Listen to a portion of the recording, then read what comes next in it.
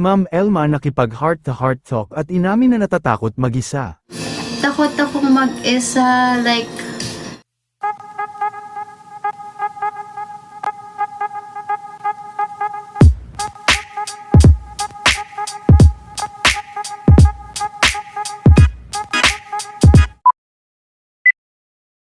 Sa pagpapatuloy ng live ni Ma'am Elma Asagra ay napa-heart-to-heart talk din ito sa kanyang mga manunood, kung saan ay ibinahagi rin ito, natakot umano siyang mag-isa, marami rin itong mga ibinigay na payo pagdating sa buhay pag-ibig at kung paano ito nagmo-move on ngayon.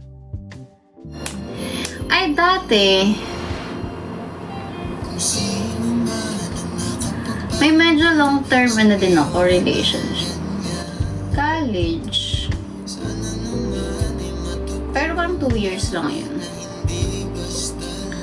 Tapos after nun, dahil nag-aaral ako. Hindi naman kasi ako yung parang naghahanap ng boil at ganun. Kung sino ang dumating, yun lang. Pero pag may dumating na ayaw ko, ayaw ko talaga. Kasi parang college, pero naman, mga after nung 2 years, mga naligaw naman nun. Pero parang wala naman akong nagustuhan. Actually, ako kasi yung tipo ng tao na takot ako mag-isa talaga. Pero not totally takot ako mag-isa dahil kailangan ko ng partner. Takot akong mag-isa, like, mawalan ng friend, ng family, or kasama, ganon. So, ng partner, ng family or friends, kung hindi pagkakaloob ni Lord. Kapag pagkakaloob ni Lord, edi go. Pero kapag nag-love ka talaga, masakit masaktan. And then, nakakatakot din na masaktan ulit. Parang ganun. So, di mo alam sa mululugar yung sarili. But, go with the flow. Kaya na ni Lord yan. Pag tama na siya para sa'yo, yun na yun. Moving forward pa. Okay. Nagpo-forward naman. Pumo-forward naman. Nagbo-move naman ang person.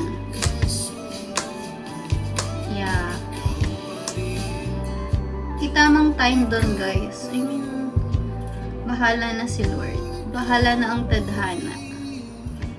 Kapag na-answer ang mga question, kapag pwede pa, edi go. Pero pag hindi, edi no. Moving forward, guys. Hindi siya ganun kadali. Sabi niyo nga, step by step.